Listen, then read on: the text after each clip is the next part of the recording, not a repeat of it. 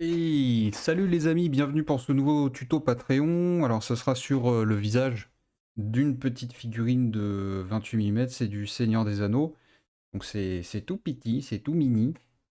On va faire ça ensemble. Mais avant de commencer la prindouille à proprement parler, on va parler du choix de couleurs, parce que c'est quand même vachement important de bien choisir ce qu'on va mettre dans sa palette avant même de commencer. Donc là pour le coup, avant de démarrer, quand vous avez vraiment pas d'idée, ce que je vous suggère, c'est d'utiliser ce qu'on appelle un cercle chromatique.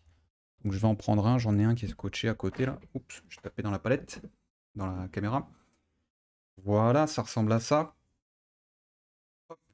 Donc comme vous voyez, en fait, le cercle chromatique, c'est un arrangement des couleurs. Alors il y en a plein de différents. Là, c'est un cercle relativement simple. Alors normalement, pour que ce soit bien complet, il faudra que ce soit une sphère, hein, parce que c'est en 3 dimensions la couleur, mais peu importe. En gros, ce qu'il faut bien retenir sur ce genre de cercle, c'est le positionnement des couleurs les unes par rapport aux autres. En gros, tu as des espèces d'échanges entre les couleurs, des dominances. Par exemple, ici, tu vas avoir le bleu qui va être en opposition au jaune, etc. Donc ça, c'est les complémentaires. Mais ça ne nous intéresse pas beaucoup aujourd'hui. Nous, ce qui va nous intéresser, c'est de voir l'évolution de la couleur sur le cercle chromatique.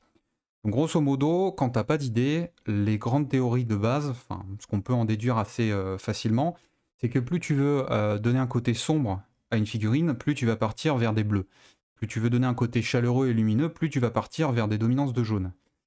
Et donc nous l'idée c'est d'appuyer le contraste de notre figurine, on va pas juste mettre des valeurs de plus en plus claires, on va aussi jouer un petit peu avec ce cercle chromatique et avec la couleur. Donc on va commencer avec des dominances dans le rouge magenta pour les ombres les plus foncées. Et puis ensuite, on va partir sur des choses un peu plus orange, voire jaune, pour aller sur des rendus finaux un peu jaunes. Alors on va pas utiliser des couleurs aussi vives que sur le cercle chromatique, hein, parce que la peau c'est quand même quelque chose de plutôt pastel. Donc on va choisir des trucs pastel en conséquence. Hop là. Donc ça va être pour l'ombre. Je vous ai choisi plusieurs pots de couleurs. Alors vous voyez, c'est de la rouille, là c'est du saddle, du deep brown, pardon. Là je crois qu'on a un genre de ocre. Hmm, c'est ça, red ocre, ça peut être pas mal, c'est très saturé, donc plus ça va être rouge, plus la peau va paraître vive et joyeuse et fantaisie, plus ça va être désaturé dans des tons marrons et moins rouges, plus ça va paraître un peu sombre et dark. Ensuite, en deuxième couleur intermédiaire de notre première éclaircie, on va partir plus sur des teintes de orange. Donc là c'est pareil, j'ai choisi quelques peaux, là il y a du beige red, là il y a du orange, brown, et puis le dernier, je sais pas trop, c'est du cork. Voilà, donc ça peut être des options, il y en a d'autres, hein. Vous pouvez partir sur quelque chose, encore une fois, de plus orange, de moins orange, enfin ça dépend de ce que vous voulez, mais c'est un peu la grande ligne. Et donc, en suivant toujours la même logique qu'avant, je vais partir sur quelque chose de plus jaune pour les lumières suivantes. C'est donc là de l'Ocher orange, du Radiant Flèche, je crois, c'est ça, Radiant Flèche, et du Sunny Skin Tone. Voilà, on peut même carrément, là j'ai sorti pour le fun, on pourrait partir sur un truc genre buff, par exemple. Et ensuite, à la fin, plus vous allez dans la lumière, plus ça va être pastel. Parce que les couleurs se désaturent, parce qu'elles vont vers le plus clair, le blanc. Et donc, bah voilà, là c'est deux couleurs qui sont faites, y a skin et flèche dedans, normalement on se trompe pas. Il y en a une qui est un peu plus foncée, un peu plus saturée, l'autre un peu plus claire, un peu plus désaturée. Et voilà, c'est ce genre d'occurrence que vous devez essayer de trouver sur votre figurine. C'est bien d'avoir une genre d'image de base de ce que ça doit être, et ensuite derrière de faire des déclinaisons. Vous pouvez faire des tests, vous pouvez vous amuser. Évidemment, là c'est pour de la peau un peu genre caucasienne, bah, peut-être même méditerranéenne, mais pour la peau noire c'est carrément autre chose, donc là il faudra un autre tuto. Donc dans l'idée aussi, ce qui est important, c'est qu'évidemment il y a le choix de couleurs, mais vous avez vu les couleurs, elles sont de plus en plus claires à mesure qu'on a avancé dans le cercle chromatique. Il faut à la fois que ce soit plus sombre sur notre cercle, donc plus vers les rouges, et à la fin, à la fois plus jaune et plus clair. C'est ça l'objectif. Donc on monte à la fois la chrominance, je sais pas si ça se dit, mais vous voyez un peu le délire, c'est un mot compliqué, mais pour pas dire grand chose, et en même temps les valeurs, donc du plus sombre au plus clair. Donc c'est parti, moi je vais en choisir un, là je prends le premier qui vient, c'est du Deep Brown, et on va baser avec ça notre personnage. J'aurais déjà oublié son nom, c'est pas très grave, je pense qu'à force de jouer avec, je connais très bien son nom, ça devrait pas poser de soucis. Hop là, je passe mon petit bras, et voilà, c'est parfait, on est bien comme ça. Donc là, il va me falloir des pinceaux, plutôt un pinceau assez fin quand même, parce que c'est vraiment petit. Alors ce genre de peinture, C'est vraiment, vraiment très, très, comment dirais-je? Pâteux à la base. Elle accroche beaucoup au pinceau, au départ. Ça dépend les peaux de haka, il y en a qui sont, plus ou moins en accroche sur le pinceau, mais globalement, il faut quand même bien la diluer et en fait, c'est une peinture qui marque très facilement. Je crois que j'ai pris le Saddle Brown. Non, le Deep Brown, pardon. C'est celui-là que j'utilise. Donc il y a pas besoin de l'avoir très pâteux, il va couvrir très facilement.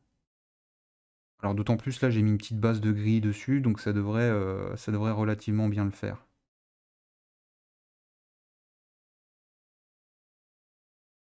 Donc là, comme c'est la première chose que je peins, si je dépasse sur le reste, j'avoue que ça m'est pas très, dérangeant, on va dire ça comme ça. Je vais bien chercher le fond là, parce qu'il doit y avoir le cou. Je peins la barbe avec, il a une barbe, mais je peins tout parce que, vaut mieux que je dépasse sur la barbe, que j'en fasse trop, plutôt qu'au moment de peindre la barbe, je me rends compte que j'ai oublié de la peau, c'est assez embêtant, ça peut être assez dérangeant. Je vais bien chercher surtout le fond des yeux. Ce qui est important, c'est de ne pas laisser de zone non peinte. Pour un débutant, je sais que on peut dès le départ vouloir faire un dégradé, et cetera. Là, non, c'est vraiment cette couleur-là doit recouvrir intégralement parce que au plus foncé, ce sera celle-là. Donc même dans le fond des yeux, et cetera, tout doit être absolument couvert. Sinon c'est la merde, hein, tout simplement. Voilà, j'en profite pour baser les petites mains aussi. On s'attardera pas trop dessus, mais au moins c'est fait pendant que la peau elle sèche. Mais si ça sèche trop lentement, on mettra un petit coup de sèche-cheveux. Je pense que c'est ce que je vais faire.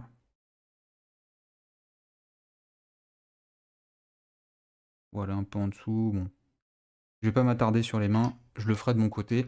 C'est pas très important. Je vais mettre un coup de sèche-cheveux pour sécher le visage.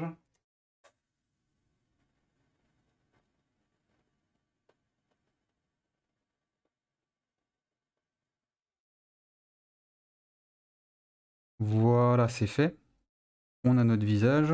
Alors, comme vous voyez, il y a encore des petites traces, des petites choses qui sont pas parfaites, mais ça suffit largement pour avoir un bon visage. Donc, une fois que j'ai fait ça, je vais choisir ma deuxième couleur. Donc là, en l'occurrence, moi, je vais utiliser ça, du beige red.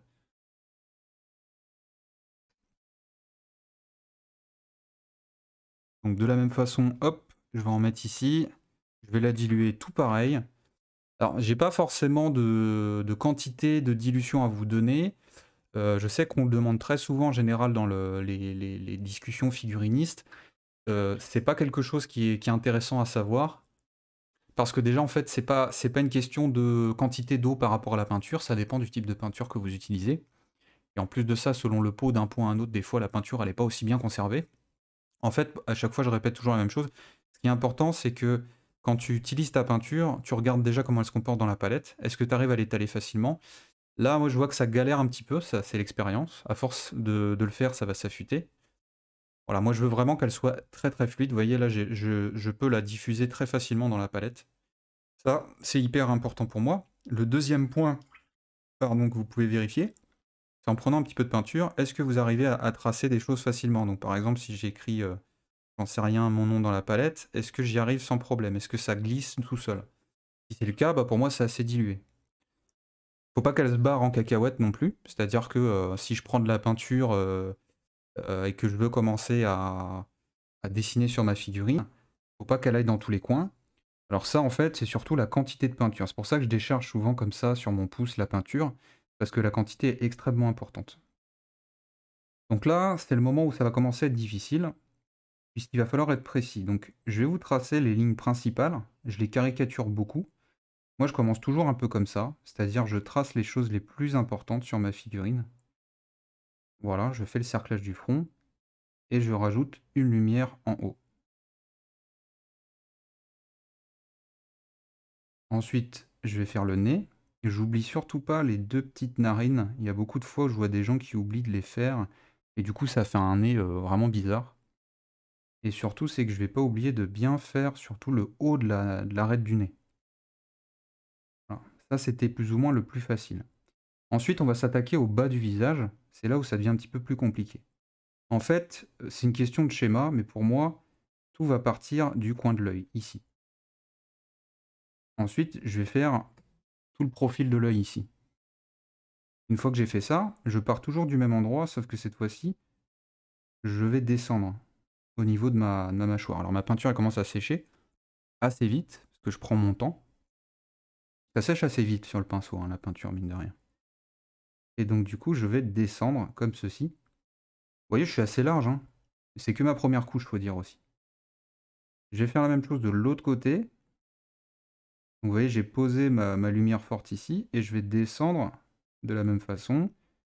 Je vais refaire le même truc. Alors normalement, ça devrait être plus facile pour vous, parce que moi, je suis dans une position un peu délicate. J'aurais aimé pouvoir m'approcher plus de la figurine, mais ça devrait le faire. Et je fais aussi, vous voyez, le dessus de la bouche. Je vais pas faire intégralement la bouche, je vais faire que le dessus de la lèvre supérieure. Et je vais bien dépasser des deux côtés. Là, j'ai complètement ignoré la barbe en fait, hein. J'ai tout fait sans la barbe. Alors, c'est aussi comme ça, si vous n'avez pas de barbe sur votre personnage, vous ne posez pas de questions. Et vous voyez, le dernier truc que je fais, c'est que je viens bien faire tout le bas de la mâchoire. En fait, il faut placer vraiment une lumière qui suit tout le long ici, et qui remonte le long de l'oreille, jusque là. C'est hyper important, parce que si vous le faites pas, en fait, on a l'impression que son visage, il s'affaisse, il s'écroule complètement. Donc vous voyez, assez naturellement, j'ai des ombres déjà qui se forment, ce qui est normal, hein, puisque les ombres, c'est avec la lumière. Il manque quelques petits détails importants. Grosso modo, ça va être de reprendre ce qu'on a fait.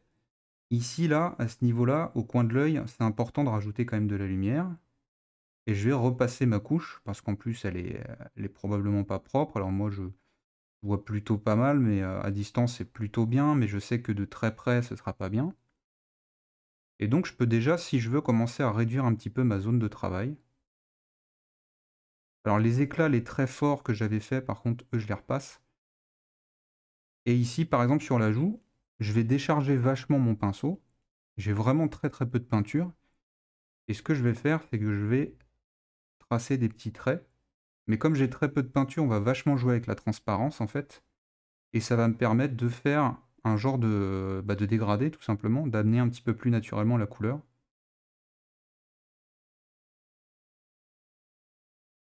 Et je peux le faire ici au niveau du front également.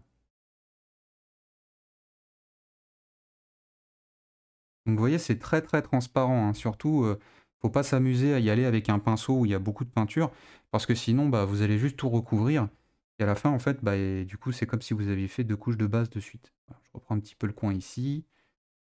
Globalement, c'est déjà pas mal. Je suis relativement content. Alors j'insiste un petit peu là-dessus. Normalement, je devrais pas parce que c'est la barbe, mais je vais essayer encore une fois de le faire comme si de rien n'était. Il va me manquer une petite chose pour que ce soit bien naturel, c'est de faire un lien entre la pointe du nez tout en haut et on va dire juste en dessous de l'œil ici. Donc c'est un trait qu'on va tracer. Grosso modo, on va tracer un trait qui va partir du dessus de l'œil ici et qui va descendre comme ça, histoire que le nez s'intègre un petit peu plus au visage. Parce que là, il fait un petit peu détaché, donc c'est pas super naturel.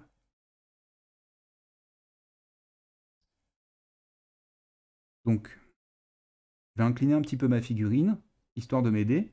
Je me mets vraiment mon pinceau qui est parallèle à la forme du trait que je veux passer, pour être sûr de ne pas me tromper. Et hop, je viens tracer ce trait-là. Et vous voyez, ce trait, il fait beaucoup plus naturel, en fait. Ça permet vraiment de lier les deux choses ensemble. Je vais également le faire de l'autre côté.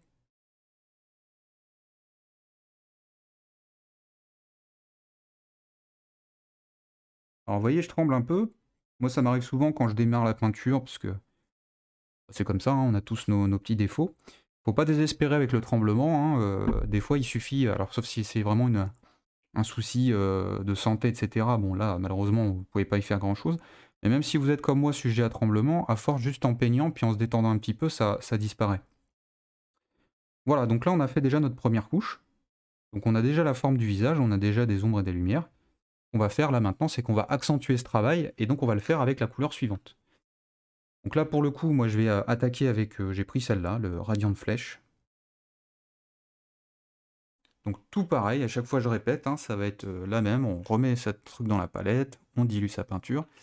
Par contre, ce qui est vraiment important, vous avez vu, c'est de bien préparer ses choix de couleurs avant. Il y a beaucoup de choses qui vont découler de ce qui se passe dans la palette avant de ce qui se passe sur la figurine. De temps en temps, on est tenté de sortir les pots au fur et à mesure de la peinture, de les choisir au fur et à mesure qu'on peint. C'est sûr que c'est un petit peu plus agréable pour certains, mais ça peut être un vrai problème. Alors je vais me remettre un petit peu plus comme ça. Donc je vais commencer par les zones entre guillemets les plus simples. Donc je vais commencer par le haut du front. Pour moi c'est le plus simple tout simplement parce que c'est la zone la plus large qui prend le plus de lumière. Donc là je me rends compte que j'ai beaucoup de peinture. C'est pas grave, là je vais en prendre beaucoup moins. Je vais essayer de jouer vraiment plus avec la transparence. Et donc je vais reprendre, je vais commencer par les arcades. Donc vous voyez cette fois-ci je fais pas tout, hein. Je vais encore enlever de la peinture parce que je sens que j'en ai beaucoup.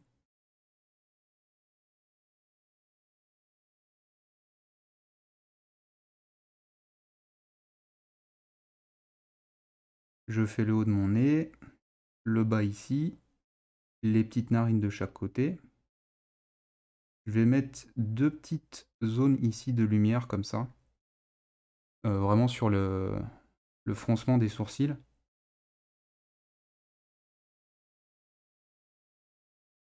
Je reprends, j'hésite pas, je refais des tours. Là je reprends la forme du trait des arcades de mon personnage.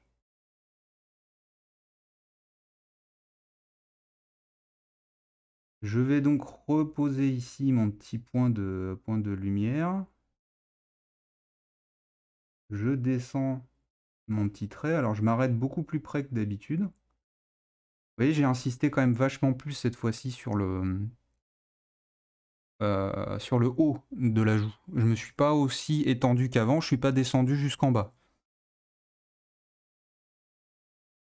Donc, je vais faire la même chose ici. Hop. Là, je travaille aussi beaucoup avec la pointe, hein, quand même.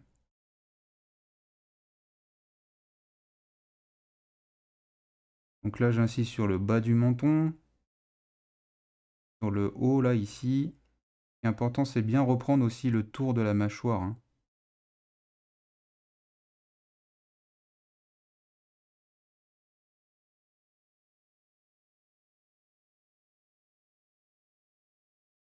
Voilà, je repasse encore sur ma figurine. Je sais que j'ai de la marge parce que je joue vachement avec la transparence. Donc je peux me permettre un petit peu de repasser.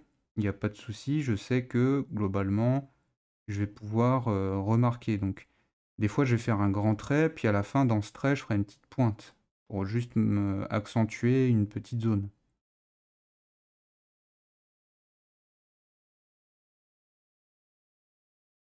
Voilà, le fameux bas de ma mâchoire, j'insiste un peu dessus.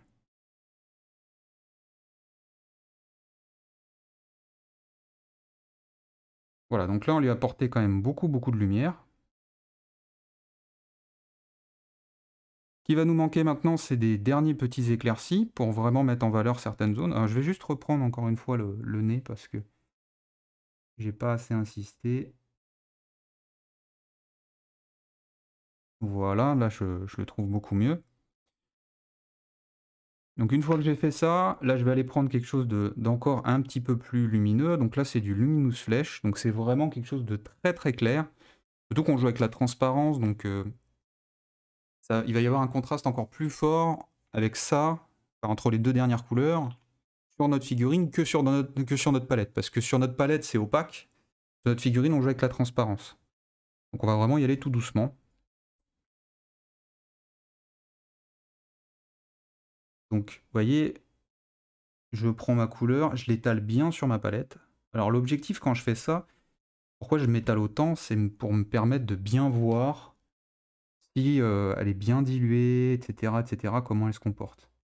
Et donc là, j'en ai vraiment très peu sur mon pinceau, et je vais placer des tout petits éclats, des tout petites choses. Là, j'en ai encore pas mal, hein, donc j'en enlève. C'est une des raisons aussi pour lesquelles on a beaucoup de mal au départ à faire des choses très précises, être bon sur le placement de lumière et tout, parce qu'en fait, on jongle avec toujours la même quantité de peinture, on n'ose pas en prendre très peu. Alors que vous voyez, ça se voit même pas sur mon pinceau actuellement que j'ai de la peinture, tellement il n'y en a pas. Et pourtant, ça suffit tout à fait à faire le job.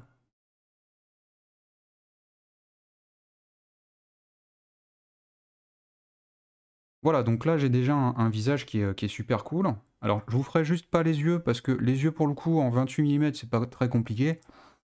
L'idée pour moi, c'est de reprendre éventuellement ma couleur de beige raide, de l'éclaircir en rajoutant petit à petit du luminous flèche, mais encore, petit à petit, on va aller très vite, et juste de mettre les 2 points. Donc, en soi, là, c'est juste, vous êtes précis ou vous l'êtes pas. Il n'y a rien de compliqué sur du 28 mm, il n'y a pas de grandes phrases, de grandes théories à faire, c'est juste de la précision. Et en plus, là, vu comment je peins, c'est un peu compliqué pour moi de faire du 28, des yeux en tout petit. Mais c'est aussi intéressant de voir que finalement, vous voyez, à cette échelle-là, faire les yeux, c'est pas hyper important en fait. Là, on a déjà un regard, on a déjà une intention de figurine, on comprend déjà où sont ses yeux, etc. etc. Donc c'est pas forcément nécessaire. Pour moi, là, le plus important, ça va être de rajouter un petit peu de couleur, un petit peu de vie dans ce visage, parce que là, il fait un petit peu mort. Il n'est pas hyper en forme. Donc, en général, on va y aller avec du glacis. Il y a plein de façons de faire. Ça peut être des glacis avec des encres, ça peut être des glacis avec des peintures directes, classiques, qu'on dilue beaucoup. Et avec plein de couleurs différentes, du vert, du rouge, du jaune, du orange, tout ce que vous voulez. Pour ma part, je vais utiliser du wine red. Alors c'est une couleur que j'aime beaucoup, que je vous conseille beaucoup, justement pour ça, pour ces glacis-là, parce que ben elle rajoute vraiment une belle vie dans les figurines. Alors c'est très flashy, donc il faut vraiment mettre très peu, mais vous allez voir que le résultat il est super sympa. Donc let's go. Là j'ai vraiment besoin de très très peu de peinture, parce que déjà d'habitude j'en utilise peu, mais là en plus c'est du glacis, donc ça va vraiment être une toute petite quantité de peinture. Donc je prends mon eau, je vais vraiment vous la diluer dans la palette pour que vous puissiez voir. Vous voyez, c'est vraiment, vraiment ultra liquide, mais là, c'est encore quand même relativement opaque quand même, quoi. Ce qui va être très important pour moi à ce stade, c'est surtout, vous voyez, je vais chercher, là, il y a une petite goutte qui s'est perdue. Bah, je vais chercher ça. Et vous voyez, c'est vraiment, vraiment très, très transparent sur mon pouce. Je sais pas si... oh, je vais mettre plutôt comme ça. C'est vraiment très transparent. C'est ça que je veux pour faire mes glacis. Quelque chose de très transparent, de très léger. Et donc, ce que je vais faire, c'est commencer à en poser à l'intérieur des joues. Donc, pour moi, il vaut mieux que je prenne mon temps, que je pose un glacis très doux comme ça. Vous voyez, c'est très simple. J'attends que ça sèche, et si j'ai besoin, j'en remettrai. Plutôt que vouloir y aller trop vite, et du coup, tout devient tout rougeâtre, tout moche. Et donc, je vais en mettre aussi sur le bas du nez. Vous voyez, je pousse ma peinture vers le bas, pour qu'elle aille vraiment au niveau du nez. Donc là, c'est très très léger, c'est très très doux. Je vais y aller un peu plus franchement sur l'étape d'après. Par contre, il faut vraiment que ce soit sec, donc je vais remettre un coup de sèche-cheveux.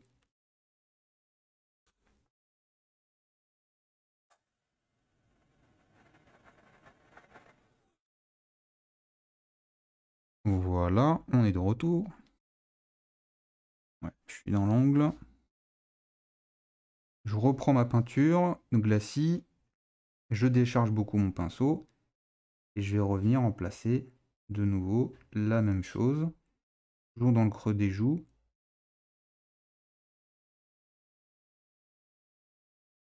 Alors vous voyez, elle fait un trait naturel en bas du visage. Ça, vous l'aurez pas évidemment. La raison pour laquelle je l'ai, c'est tout simplement parce que il y a la barbe, hein. Voilà. Ensuite, je vais adoucir un petit peu son front. Donc pour ça, moi, je vais reprendre ma peinture de beige red de tout à l'heure. Donc vous voyez, c'est la deuxième couleur que j'avais mis sur la figurine. C'est pareil, j'en prends, c'est très très transparent, j'en ai vraiment pas beaucoup. Et ce que je vais faire, c'est que je vais placer des toutes petits traits, histoire d'adoucir un petit peu son visage. Simplement. Je vais le faire aussi au bord de mes lumières, ici, là. Juste pour que ça ait l'air un petit peu plus propre. Et une fois que j'ai fait ça, je vais refaire la même chose ici, je vais reprendre du beige red. Et vous voyez, je vais venir à la limite de mes bajoux, histoire d'estomper un peu. Ça me permet d'avoir un visage plus doux. Après, il faut vraiment y aller mollo, parce que adoucir, ça enlève de la définition. C'est normal. Donc du coup, si la définition, on en perd, on a moins de détails, en fait. Donc il faut y aller plutôt mollo. Faire passer une deuxième couche sur le haut du front.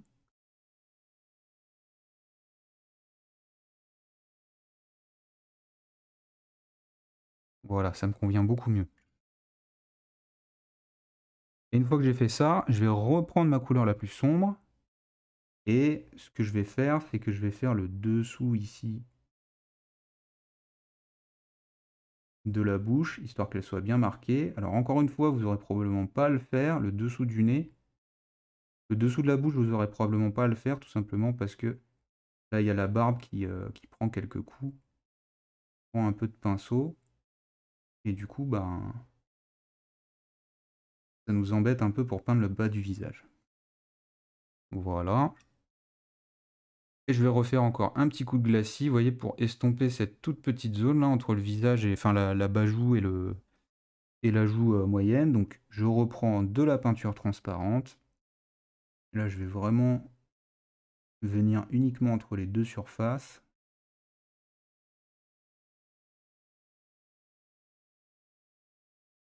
Vous voyez, je viens vraiment avec des tout petits coups de peinture vraiment très légers.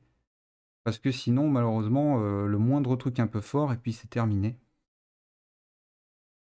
Donc, je continue un petit peu hein, de peaufiner ce visage. Vous arrêtez quand vous voulez.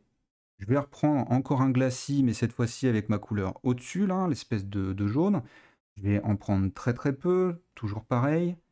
Et je vais revenir entre mes couches de lumière. Donc, vous voyez, un petit peu plus haut dans le front. Quand je faisais mon glacis juste avant, j'étais un peu plus bas. J'étais un peu plus vers le bas du front. Là, comme je suis un petit peu plus lumineux, bah, je vais être un petit peu en dessous. Je vais en faire un petit peu au niveau des arcades pour les rendre un peu plus naturels. Pareillement ici, je vais adoucir un petit peu et remettre un petit peu de lumière aussi. Vous voyez, ça se précise, ça devient plus doux.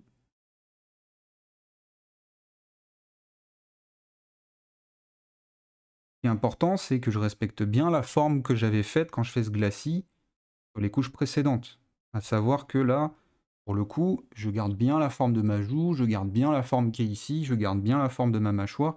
C'est hyper important d'avoir cette structure de visage et de surtout pas commencer à faire des glacis dans tous les sens sans se poser ces questions. J'ai vraiment, vous voyez, un triangle qui se forme ici au niveau de la joue. Alors d'autant plus, la barbe, elle cercle vraiment bien la forme de la mâchoire. Donc il faut vraiment avoir cette forme de boule ici au niveau de la mâchoire avec les lumières. On a toujours le nez, on a toujours la forme du front avec le cercle en haut du front. Donc tout est bien conservé. C'est hyper important de bien respecter ces choses-là pour avoir eh ben, une forme de visage qui fonctionne.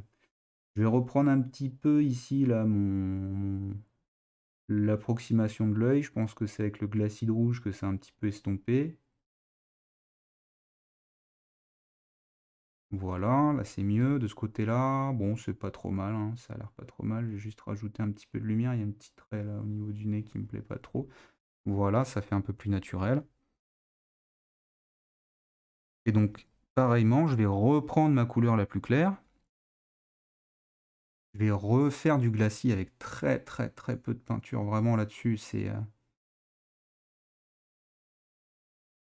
Pour ces petits détails-là, il faut vraiment y aller mollo, c'est hyper important. Je remets un petit éclat sur le bout du nez. Alors un petit peu au-dessus du bout du nez, si possible. J'aime bien, là je fais venir ma lumière un petit peu au-dessus, donc les lumières elle n'est pas là, elle est plutôt un peu au-dessus. Et là je vais reprendre l'intérieur, juste en dessous, au niveau du coin de l'œil, ici, là. Vous voyez, je vise vraiment avec mon pinceau le fond de l'œil. Voilà. Ma foi, je suis satisfait de mon visage. Alors, je vais peut-être refaire un petit glacis derrière. C'est au milieu du front, là. Donc, j'ai repris la couleur la plus sombre. Et je vais rajouter un petit peu de sombre ici, là. Pour le contraster un petit peu plus. Pour lui donner un air un peu plus sévère.